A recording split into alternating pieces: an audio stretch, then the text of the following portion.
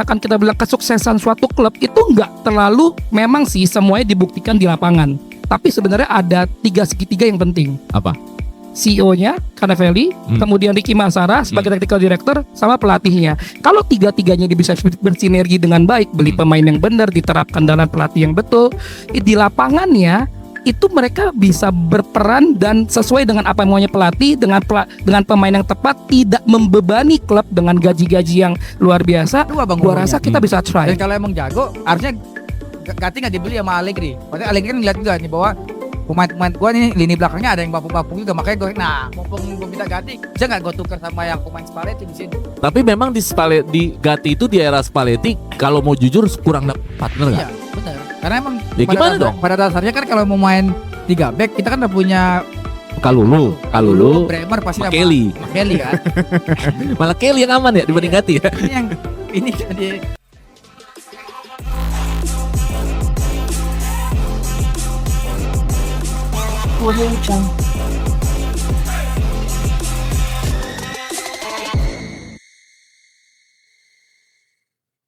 Halo teman-teman Suara Juventini, bersama gue Jeki dan kembali lagi dalam bentuk format yang keren banget nih. Keren gak sih? Mantap. Ini Pak Ajib. Jadi kali ini kita podcastnya bukan di studio, bukan di Zoom, tapi di cafe. Ya pokoknya asik lah, bisa sambil minum, bisa sambil makan, dan mudah-mudahan kita bakal di sini terus. Oke? Gue Jeki yang akan membawakan podcast kali ini bersama teman gue, siapa nih yang paling ganteng? Ya, halo fans Suara Juventini, perkenalkan gua Adi Juventini dari Jakarta Barat. Oke, senyumnya Adi gimana senyumnya? orang kagak mau stres si anjing. Ini Mr. Minus senyum ini, minus dia minusnya. Oke, ini adalah Samohung. Hai, Lu tau Samohung? anyway, Lu tau Samohung? 我叫小名字 Anton Latifa。 Oke, ini dari membership kita. Kita memang di Suara Juventini itu selalu ada membership ya. Membership kita bisa undang. Jadi lo kalau join membership kita bisa masuk podcast, bisa ngasih tahu di kampung lo gue masuk YouTube. Oke, silakan dengan siapa? Halo teman-teman, ketemu lagi dengan gua Alexander Anton, Juventini dari Houston, Texas. Tapi lo tahu Samohung nggak? Tahu, Samohung itu paman ketiga dari ibu keempat gua berarti. Silsilah jadi ya anjir. Udah kayak sensus penduduk ya. Samohung. Oke, kali ini kita mau ngomongin tetap Juventus karena kita channel Juventus. Hari ini saat kita tag ini kita dapat informasi bahwa deal bagian dari manajemen Juventus penambahan orang adalah Massara. Ya, Massara ini adalah salah satu sport deal, dulu ada di Milan, terus ada di Roma, sekarang masuk ke Juventus tapi dia bukan dalam posisi sport deal. Dia bagian dari direktur olahraga ya. Direktur olahraga kalau bahasa Indonesianya. Jadi dia akan men-set planning Juventus mau dibikin seperti apa. Ya, jadi dia di bawahnya Cannavelli. Jadi Massara ini akan membawahi direktur sepak bola yang bagian transfer dan scouting. Menurut lu dengan masuknya Massara ini seperti apa anginnya Juventus nih dari menurut Anton? Apakah ini akan ada perubahan yang sangat cepat? Karena pasti kan ketika masuk orang harapannya kan adalah perubahan. Ya. Nah, pertanyaannya seberapa cepat dengan masuknya Massara ini perubahan yang bisa terjadi di dalam diri Juventus? Dan menurut lu profil Massara apakah cocok atau tidak? Oke, kalau profil Massara gue bilang cocok karena sesuai dengan omongan Cannavelli. Dia mau membawa Italian way kembali ke Juve. Iya, cuman kan itu pemain harusnya, ini kan manajemen. Jangan salah, Massara kan memang terbukti dia udah berkali-kali dia bisa menemukan talenta. Lu lihat Milan zaman dulu dia bisa menemukan orang-orang yang harganya masih normal tapi bisa berfungsi dengan baik, dan di Roma dia juga melakukan yang sama. Tapi kalau mau instan, jawaban gua nggak bisa instan. Nggak bisa. Iya. Karena itu hanya Indomie Instan itu aja mesti direbus masalahnya. Iya benar juga. Betul. Nah, terus kalau misalkan kita bilang kesuksesan suatu klub itu nggak terlalu memang sih semuanya dibuktikan di lapangan. Tapi sebenarnya ada 3 segitiga yang penting. Apa? CEO-nya Cannavelli, kemudian Ricky Massara sebagai technical director, sama pelatihnya. Kalau 3-tiganya bisa bersinergi dengan baik, beli pemain yang benar, diterapkan dalam pelatih yang betul, di lapangannya itu mereka bisa berperan dan sesuai dengan apa yang maunya pelatih, dengan pemain yang tepat, tidak membebani klub dengan gaji-gaji yang luar biasa. Gua rasa kita bisa thrive. Kita harus sadar Juve sekarang ini lagi masa yang kita bilang reset ke nol lagi. berkali-kali Anjing di set oleh- mulu tiap tahun. kita harus akuin. Balik ke nol ya. Jadi gini, Capek banget anjing di set mulu tiap tahun. Elkan ini 3 tahun terakhir main-main. Dia coba Gentoli, nggak berhasil. Berhasil lah kita bilang buat naikin duit. Terus kemudian dia coba orang luar, Komoli. Kali ini Ekan udah tobat lah, 3 tahun cukup lah. Kembali ke Italian way-nya. Sekarang harapan gua kalau udah ketemu Canevelli, Massara, Spalletti memang bukan yang terbaik, tapi kita butuh Spalletti zaman sekarang buat saat ini. Gua harap Juve musim depan bisa thrive, juara. Gue mau ngomong Champions League barusan ya. Europa League. Europa League sama Scudetto contender aja lah, gue bilang begitu. Dan itu gue anggap udah membawa impact. Dan abis itu kita pelan-pelan perbaiki. Kita tuh butuh menemukan orang-orang yang bisa membawa dengan keadaan uang Juve sekarang, menemukan pemain yang tepat dengan harga yang masuk akal. Itu yang penting menurut gue. Oke. Jadi menurut lo Massara menjadi bagian dari manajemen itu sesuatu yang penting. Ya. Ada Italian way di sana Ya. dan itu bisa berkoordinasi dengan Carnevali dan Betul. bisa berkoordinasi dengan Spalletti. Ini adalah hal yang positif ya Betul. buat lo, tapi garis besarnya ini tidak bisa instan. Tidak bisa instan. Karena yang instan itu hanyalah Indomie, kita gak di sponsor bro, nggak boleh. Adalah Mirbus. Oke, Kak Adi, sebelum Kak Adi tadi gue belum sempat sampein dulu bahwa kita diproduce oleh nambah satu lagi. Jadi apa yang lo lihat ini bisa jadi lebih keren, mic-nya lebih bagus segala macam, semua dibantu oleh nambah satu lagi production.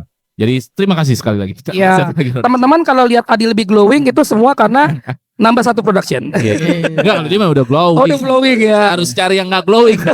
Jadi- Kayak gue yang makin sipit ya. Oke, Adi silakan tentang Massara. Ricky Massara ya, ini kan pernah dibahas di podcast sebelumnya. Mungkin ada kita off air juga bahas ini waktu itu, bahas calon penggantinya Arif Afeni atau pas Giuntoli ya. Jadi ini kan sebenarnya sebelum Giuntoli kepilih kan Allegri pengennya Ricky Massara. Waktu itu kita nggak punya direktur olahraga pasca kasus yang Plus Valenza. Jadi kita pecah semua kan, akhirnya kan Allegri yang bertahan. Allegri minta direktur olahraga yang dia kenal gitu. Waktu itu milihnya si Rossi atau si Massara ini. Cuman Massara ini waktu itu masih di Roma kan. Dan akhirnya kita dapat setelah 2 tahun itu, tapi bukan sebagai direktur olahraga, tapi sebagai chief apa gitu di Juventus, sebagai ngurusin buat planning Juventus ke depan kayak seperti apa. Cuman kalau dengan kondisi sekarang kan dengan kembalinya lagi ke Italia karena tadi Comoli, geng François Modesto di depak, jadi orang-orang asing yang praktis itu London depan situ out semua kan, diganti sama orang Italia kan saat ini. Jadi kita kembali lagi ke Italian way tadi seperti kata Mas Anton. Jadi ya emang pada ditanya Juve emang Italia gitu, tapi apakah mindsetnya Italia nggak juga enggak.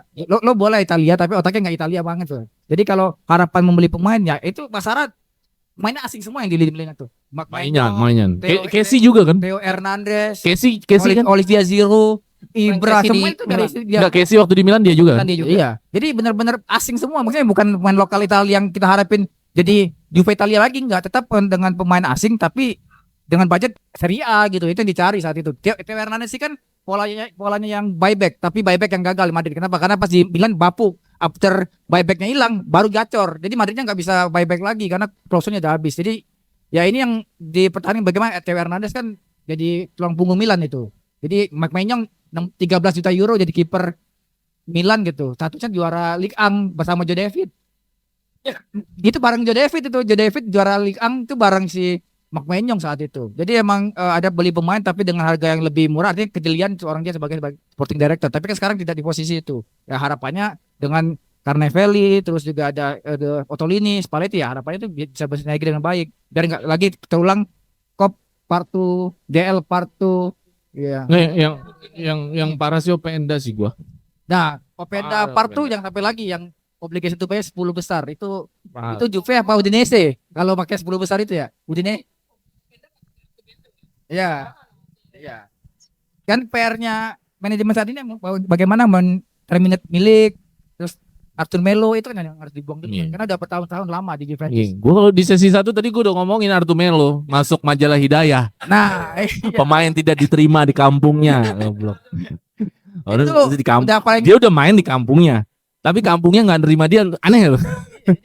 bener-bener udah nggak tahu lagi udah tak layak pakai ya. Banget berarti. Iya.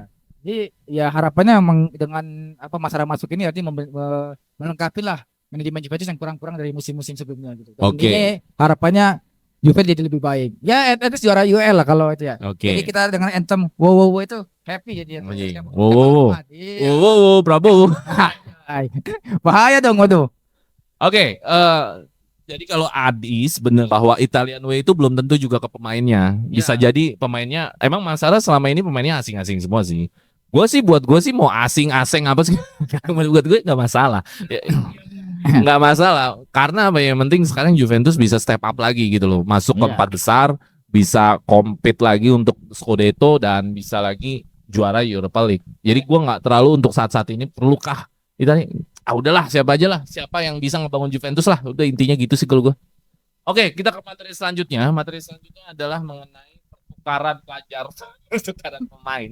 Tapi pemain ini mungkin menimbulkan diskusi yang sangat tajam di kalangan para fans karena ini nukernya Gatti sama Rahmani dari Napoli nih, ya. Jadi Gatti yang kita tahu masih di usia peak ditukar sama Yayasan Ar-Rahman. namanya gue melihat namanya Rahman ini kayak nama yayasan Yayasan Ar-Rahman, ya. Memang Rahmani ini adalah tim suksesnya Spalletti. Dia waktu bersama Spalletti mencapai Scudetto dan Spalletti memang mengincar tim suksesnya semua. Cuman masalahnya nggak mengincar Kvarat sama Osimhen. yang diincar malah di luar Kvarat sama Osimhen. Bagaimana lu melihatnya di pertukaran ini? Apakah win-win solution buat Juventus ataukah menurut lo sebenarnya kita nih yang dikelecehin? Menurut lo gimana? Ya ini yang menang Allegri kalau tukaran ini. Karena Kenapa? Gatti yang diincar Allegri buat ke Napoli. Kita ditukar sama Ramani yang umur 32 tahun. Tapi kan timnya Spalletti juga. Itu tim tahun 2023, umurnya udah enggak 32, sekarang 32 loh. Saat itu kan masih enggak 32 Bang umurnya. Dan kalau emang jago, harusnya Gatti nggak dibeli sama Allegri. Padahal Allegri kan ngeliat juga nih bahwa pemain-pemain gua nih lini belakangnya ada yang bapuk-bapuk juga, makanya gue mumpung gue minta Gatti, bisa nggak gue tukar sama yang pemain Spalletti di sini. Tapi memang di Gatti itu di era Spalletti kalau mau jujur kurang dapat partner nggak? Iya, bener. Karena emang Ya gimana dong? pada dasarnya kan kalau mau main 3 back, kita kan udah punya Kalulu, Bremer pasti sama Kelly. sama Kelly kan. Malah Kelly yang aman ya dibanding Iya. Gatti ya. Ini jadi apa ya? Jadi perannya bahwa ya emang Gatti gak dipakai gitu. Cuma kan Italiano ya ditukar sama pemain asing yang bukan Italiano. Apakah ya mungkin itu yang buat Juventus ngomong kok lu nuker pemainnya yang begitu gitu. Mungkin kalau ditukar dengan yang nama-nama yang lebih yang lebih emang dibutuhin Juve, mungkin hasilnya mungkin gak akan jadi perdebatan gitu. Misalnya tukar sama Lobotka plus duit, mungkin Juventus ini gak akan debat gitu banyak gitu. Karena kan lu nuker pemain yang prime umurnya masih 24-25 dengan 32 Bang. Lu menambahkan aki-aki ke squad ini setelah kita Iya, aki-aki. betul. Ya kalau dari sisi umur sih aneh Iya. memang. Maksudnya kita tuker sama yang lebih tua di sisi umur. Lu ada lagi mau tambahin sebelum Ya, kalau emang aki-akinya levelnya kayak mungkin yang udah pengalaman levelnya Champions League winner. Iya, ya nggak masalah lu ngasih aki-aki umur 32 tapi levelnya Napoli kan itu kan. Iya. Oke, ada lagi? Menurut gua, ya itu cukup menurut gua ya nggak masuk akal aja. Oke, kalau gua melihatnya permasalahannya Gatti sekarang hari ini kurang bisa dapat tempat dari Spalletti. Ini yang menurut gua juga bingung. Even lu main 4 back, even lu main 3 back, Gatti ini selalu sering cadangan. Dia lebih percaya Kelly coy. Dia lebih percaya Kelly. Kalau main 3 back ada Kalulu dan ada Bremer sudah pasti. Kalau main 4 back sudah pasti 2 back itu adalah si Bremer sama Kelly bahkan. Ya kan kirinya kan Cambiaso kan, kanannya Kalulu. Jadi menurut gua karena Gatti akan nggak terlalu dipakai, ya udah kita tukar. Cuman lo harus pastikan juga si Spalletti ini nuker Rahmani untuk jadi cadangan atau jadi pemain inti. Kalau cuma jadi buat cadangan emang ngapain gitu. Tapi kalau lo bisa menggeser Bremer dan menjadi lebih baik dan karena Spalletti tahu cara makainya, gue sih go ahead. Tapi kalau misalkan Rahmani akhirnya cuma hanya untuk dibagi jadi cadangan, ya ngapain gitu lo. Lu menukar cadangan yang lebih tua. Itu aneh banget. Tapi kalau misalkan itu untuk menggeser Gatti atau menggeser Bremer karena Bremer mau dijual, buat gue oke. Okay. Kayak kalau lu jangan digeser lah. Lu tuh monster. Kalau lu tuh robot. Jangan. Lalu lu tuh robot. Jadi menurut gua nggak ada masalah selama memang Rahmaninya dipasang. Tapi kalau Rahmaninya ada cadangan, gue lebih setuju sama Adi. Ngapain lu tuker cadangan dari tua ke muda? Dari muda ke tua. Itu aneh banget menurut gua. Gitu loh. Jadi dia mau dijadi main inti atau enggak? Itu pertanyaan yang harus dijawab nanti sama Spalletti. Spalletti, jawab loh. Oke, kalau menurut lo gimana terakhir? Gue nih Emang kita bingung terus emang podcast. Apa yang dicari namanya apa? Belum, memang Juve tuh nyaris Cek inti Napoli bro, 2 kali Scudetto. itu masa lalu, Pak. Gatti nggak pernah Scudetto. Lah masa lalu Kayaknya Juve gimana mau dua jadi musim yang lalu? Spalletti dah. Dia sama Conte Scudetto gila lu. Kan berarti kan. Udah nggak muda lagi satu. Kedua, Rama, emang kita juga butuh sosok pemimpin, tapi Rama ini juga ngelit-ngelit banget di belakang. Gua mendingan meskipun Gatti yang gua suka sama Gatti ya, itu Cadangan. fighter, ya tipenya gaya mainnya fighter bener-bener, terus kayak dia tuh yang bertahan juga udara, dia berani maju bener-bener gitu ya. Tapi kalau lu tukar itu dengan Rama itu bodoh. Mengingat Gattinya lu juga lu jadiin duit, itu lebih bener, jangan ditukar sama lu cari back lain yang minta diganti, jauh lagi. Iya. Siapa yang mau beli? Yang hanya yang mau beli. Kita nuker itu memperkuat rival loh. Gatti dipegang Allegri gacor yang itu mau beli nanti. Gatti hanya Allegri. Jadi bakal gacor tuh di Napoli. Kita dapat sampahnya doang dari Napoli, dia dapat emasnya gitu. Poin Iya. kemana-mana bisa kita beli. Lihat. Iya. Apa tadi? Cincin. Apa tuh? Cincin apa tuh cincin? Tapi Juve kasihan ya. Kita bener-bener membutuhkan sosok-sosok yang kayak Spalletti tuh nyari yang biasa kerja sama dia ya. Kita butuh efek instan ya. Lobotka lah, dia lah. Kan sempat dulu Juan Jesus, Lobotka itu Napoli semua ini mau dibeli kan. Gue masih mendingan Yayasan Ar-Rahman lah dibanding Juan Jesus asli. Juan Jesus Iya, udah Juan Jesus itu lebih mentok lagi asli. head-to-headnya tua sama lagi. Kelly tuh, sama-sama left footed soalnya. Lebih tua lagi. Oke, itu Satu lagi, apa? ya lu tuker orang Itali bukan sama non Itali, ya sayang banget dengan kualitas seperti itu. Itu tambahan gue. Taman ini negara mana sih? Kosovo. Oh iya. Temen si Teman si ini. Si Edon. Edon. Nanti sampai situ belagu lagi dia. Orang-orang Balkan. Oke teman-teman, mungkin itu jadi materi terakhir ya. Ya, lu setuju nggak kalau si Rahmani ditukar sama Gatti? Ya tadi semua komen bervariasi dan menurut gua semua bisa masuk akal. Tinggal nanti seperti apa realisasinya dan kita lanjut lagi nanti di sesi-sesi selanjutnya. Gue mau ngomongin Piala Dunia dulu nih, ya kan? Kalau Piala Dunia lagi hype, gua nggak tahu jagoan lo pada melaju ke final nggak nih? Sedih. Kalau jagoan gue sih udah tewas jagoan gue udah tewas jagoan gue udah males sebenarnya gue nonton Piala Dunia tapi nggak apa-apa sekarang posisinya pada saat kita ini tag ada di posisi 16 besar Yes. ya kan Yes. yang kemarin seru tuh Norway bisa menang lawan Brazil Yes. gila sih 2-1. Haaland monster banget ya Ya. dibandingin sama yang Dragon Ball sih itu apa sih Majinbu. Majinbu Majinbu. Anjir.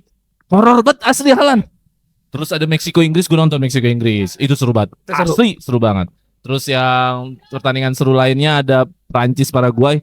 Itu wrestling ya, Smackdown. Berantem itu bawaannya.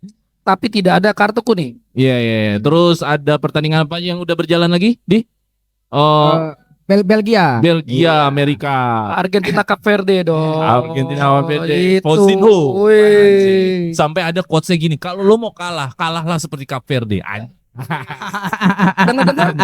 Dengar-dengar kiper Fozino itu Iya. kalau dilihat ya mukanya mirip-mirip Buffon tuh. Coba disandingin kiri kanan tuh Cape sebelah-sebelah. Verde. Terus Umurnya 40 tahun soalnya. terakhir ada pertandingan ini dong. Perpisahan legend. Iya. Yoi, Portugal, Spanyol ya. Memang Argentina masih bertanding pada saat kita tag ini masih mau bertanding lawan Mesir. Setelah itu ada Kolombia vs Swiss. Ya, Kita nggak tahu hasilnya apa. Mungkin pasti ditayang itu udah ada hasilnya. Cuman dari pertandingan itu yang udah lewat ke 8 besar nih. Prancis ketemu Maroko segala macem. Lu melihat perjalanan Piala Dunia ini gimana? Karena perjalanan Piala Dunia ini kelihatannya banyak kejutan ya. Ya. Jerman bisa kalah sama Paraguay, Betul. Belanda bisa kalah sama Maroko. ya, tapi Maroko kuat sih. Ya, Menurut gua Maroko kuat. Ini mah bukan kejutan sih. Brazil Norway kejutan nggak menurut lu? kejutan dong. Kejutan. Kejutan bagi gua berarti Norway. Kan Brazil lagi jelek. Iya, tapi jelek-jeleknya Norway loh, gile. Iya. Oke nih, menurut lo dengan situasi Piala Dunia sudah sampai ke 8 besar, apa yang lo lihat dan bagaimana prediksi lo yang bakal terus berjalan sampai final?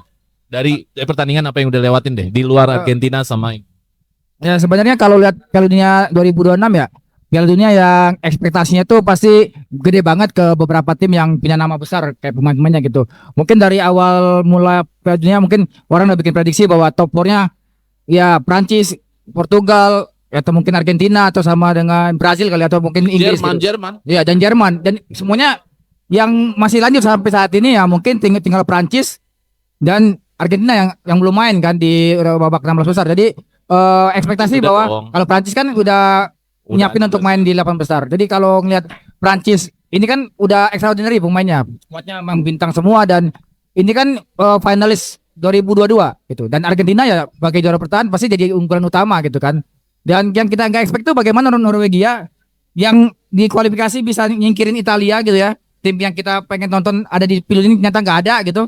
Tiba-tiba bisa merangsak sampai 8 besar gitu. Jadi benar-benar di luar ekspektasi walaupun mereka punya Erling Haaland, Alexander Sørloth, Nusa, Odegaard gitu kan pemain-pemain yang mungkin nama-namanya terkenal di situ. Plus pemain-pemain Bodo Glimt. Nah, ini Bodo Glimt kan Oh iya bener Bodo Glimt. puncaknya adalah Bodo Glimt. puncaknya Yang ujung utara. Gue liatnya di UCL musim ini kan. Bodo Glimt. Tiba-tiba ngalahin Inter, tiba-tiba bisa masuk sampai ke babak selanjutnya di UCL. Ini benar-benar yang tim yang di luar prediksi lah. Norwegia. Mungkin orang berprediksi Norwegia ini ya tim apa ya pengembira lah, pelengkap. Tiba-tiba Haaland bisa 7 gol. Haaland bersanding sama Lionel Messi dan Mbappe dalam daftar top skor. Itu kan gak dipikir sama Dan orang. bersanding CR7 namanya nomor itu. Ya kan itu sedih banget lu ceng-cengan. itu kan flash sale 77. Flash sale kan 7 Juli. Gocengan ya? 7 Juli kan. Yang lain 7 gol CR7 nomor 7. Iya, flash sale 7 hari 7 gitu. Sedih banget ya. Ya Oke, mungkin gitu. itu yang ekspektasi terbesar yang agak apa ya kejutan terbesar lah buat di pilun kali ini Norway ya. Norway. Karena kan kalau lihat Maroko kan ini semifinalis 2022. Jago Maroko sih. Iya, dia ranking FIFA 7 loh. Itu 7 dia. 7 ranking 7 itu. Itali. Nah, Aduh, Itali kan jangan ke sana. Jangan ke sana. walaupun Maroko bisa juara Piala Afrika lewat jalur meja hijau kita nggak tahu kan. Tiba-tiba runner up, tiba-tiba bisa dapat medali juara. Itu kan lucu ya. Nah, ini mungkin Maroko dia udah punya DNA klub-klub yang lain kayak di Italia nih. Iya. Gitu. Jadi ya ekspektasi mungkin Belanda gua nggak pernah jagoin Belanda ya walaupun pemainnya bagus-bagus juga. Ya ini tim katro kayak katro ya. Terus Dimarahin coach lu, dimarahin coach lu. Jerman ekspektasi terlalu besar akhirnya nggak ini. Jadi mungkin kalau kita lihat Spanyol nih, nah ini Spanyol nih tim underrated yang orang nggak akan lihat bahwa ini tim jago sebenarnya. Cuman orang lihatnya bahwa wah ini Spanyol nggak punya nama besar, cuma ngandalin Yamal doang. Tapi Yamal kan cuma 1 dari 11 pemain yang ada di lapangan gitu. Tim ini dibentuk dari juara Euro 2024, skuad yang dipegang sama De La Fuente dari dia kenal pemain-pemain ini dari U19, U23, Lebih matang lah. lebih matang. Dia kenal nih Unai Simon tuh dilatih dari ketemu dia di U19 timnas Spanyol. Jadi sampai matang-matang gini udah tahu gitu. Walaupun gak ada pemain Madrid, ya di mana orang ngomong wah gak ada pemain Madrid gak bakal juara nih Spanyol. Jadi sampai sekarang ini masih bisa survive gitu. Jadi emang kualitas tim ini kadang gak terprediksi. Kita cuma ngeliat bahwa yang punya nama besar itu lah bakal jadi juara. Nyata enggak. Portugal itu namanya besar semua. Oh, iya. Iya. Ditimpa. Tapi cara mainnya Bruno Fernandes. nggak bukan klub besar. Mainnya masih mediocre, ya, tapi namanya gede-gede semua. Ya ini yang jadi problem kan jadi periode ini bahwa tim yang punya kolektivitas, tim yang punya kohesi bagus, main pelatih dan sinergi bagus, itu yang bakal jadi juara. Gitu. Jadi 4 tim yang akan mungkin masuk final ya, semifinal ya. Bahkan kanan pasti Argentina, ya kiri Prancis sudah ada itu paling di antara Spanyol sama mungkin Inggris. Jadi 3 negara Eropa versus 1 Amerika Selatan di Oke. fase 4. Itu prediksi gue sih kalau Iya ya. Ya karena menurut gue emang itu yang paling memungkinkan bisa masuk final ya. Inggris, Prancis, Argentina sama Spanyol sih. Inggris setelah gue melihat nonton lawan Meksiko emang gue anti Inggris, cuman ya bagus mereka.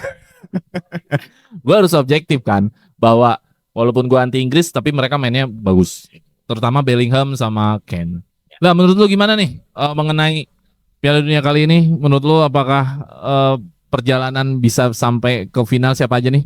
Kalau gua sih, Tim-tim. gua benar-benar menunggu David versus Goliat lagi nih. Gua menunggu tim-tim besar. Gua sih berharap banget sama Maroko sama Kolombia ya. Apa? Gua mengalahkan tim-tim besar. Gua mengharapkan Berarti bisa sampai semifinal. ya. Gua menyorot Kolombia lah ya. Kayak Kolombia. Kolombia itu menahan 1-1 Argentina di kualifikasi. Terus di final Piala CONCACAF kemarin mereka Argentina cuma bisa menang 1-0. Dan kita lihat Kolombia mainnya. Dia tuh Gue kayak belum nonton sih. wah bagus banget. Dia tuh kayak Bagus ya? Maroko tapi dengan teknik individual yang lebih bagus. Oh gitu. Ngotot banget, bagus banget. Dan gue berharap kali ini tidak berhenti di sini nih. Jerman udah mampus, misalkan.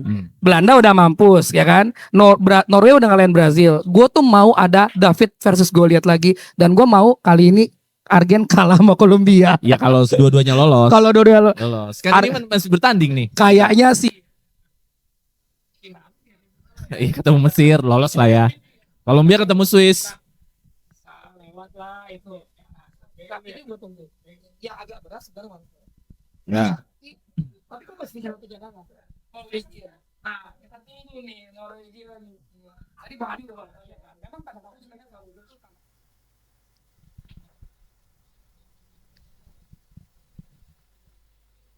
Ya. Tapi sekarang kadang-kadang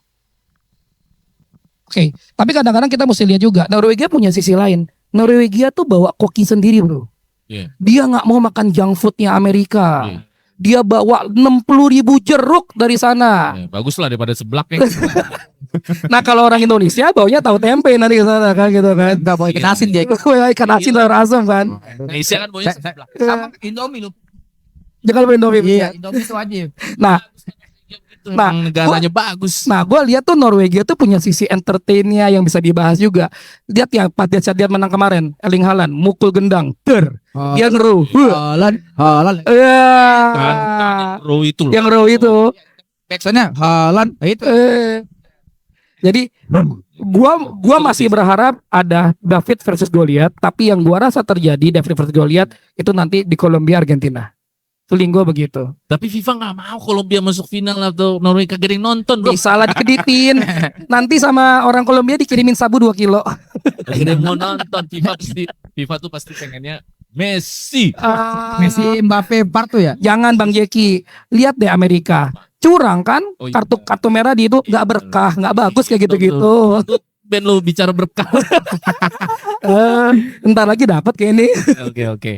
Oke, jadi lu menginginkan bahwa Piala Dunia itu akan menjadi seru ketika David Villa lihat ya. Yes. Ada tim kecil yang bisa tidak terprediksi bisa menang lawan tim gede ya. Betul. Salah satunya adalah Kolombia, Norway juga termasuk di sana. Kalau gue sih sebenarnya apa aja jagoan. Tapi gue sebenarnya intinya dari hati gue jangan Messi lagi lah. Gantian ya. Digantian. Mbappe Mbappe lagi nggak apa-apa karena kan udah jedanya panjang kan. Iya. Tapi gue agak ngeri ya Inggris gitu. Temen gue banyak banget Inggris. It's coming home. It's coming home. Gue ngeri banget asli dicengin. Ya, siapin aja It's coming home. Jadi ringtone itu It's coming home. Tapi Inggris mentalnya bagus loh. Dia berkali-kali bisa balikin keadaan loh. Itu Lo nonton nggak lawan Meksiko? nonton. Lawan Kongo pun gue tonton bagus. Kalau Inggris jadi juara, maka rekor pelatih asing jadi juara akan pertama kali. Iya, betul. Karena selama ini yang juara dunia pelatihnya lokal. Tuchel ya. Juara Iya. gila lu. Iya, berarti Tuchel orang Jerman pelatih Inggris Oh. juara. Jadi orang pertama dia. Harus gitu ngomongnya. Harus Tuchel gitu ya. Oke. Ya kita sudahi dulu Piala Dunia ya. Kita lihat prediksi-prediksi kalian apakah sesuai dengan kenyataan atau tidak. Rasa ini dulu cukup ya. Ya. Ya, jadi Piala Dunia. Tempatnya nyaman banget. Lanjut yuk. Sesi 4, sesi 5 yuk. Tempat Oke. banget nih. 3 jam jabaannya. Jabaannya 3 jam ini mah. Ya, nanti tergantung arahan. Tergantung arahan. Oke, tadi kita ringkas sebentar. Jadi lu mendambakan David Villa lihat ya. Betul. David Villa lihat. Lu ada Ya, empat tim. Tempat tim yang emang lagi. Oke, kalau gue yang penting jangan Messi. Berarti Harry Kane coming home. Jangan. Coming home. Ada dua It's nih. coming home. Jangan Inggris It's dan jangan coming home. Messi, semuanya boleh juara. Oke, Mas Sarah oke semua ya. Iya. Mas Sarah oke semua. Terus tadi Rahmani kita bervariasi jawabannya. Teman-teman silahkan komen apa yang kita diskusikan kali ini. Jangan lupa share, like, and subscribe. Dan kita ketemu lagi di sesi selanjutnya. Video ala Vide. Forza Juve.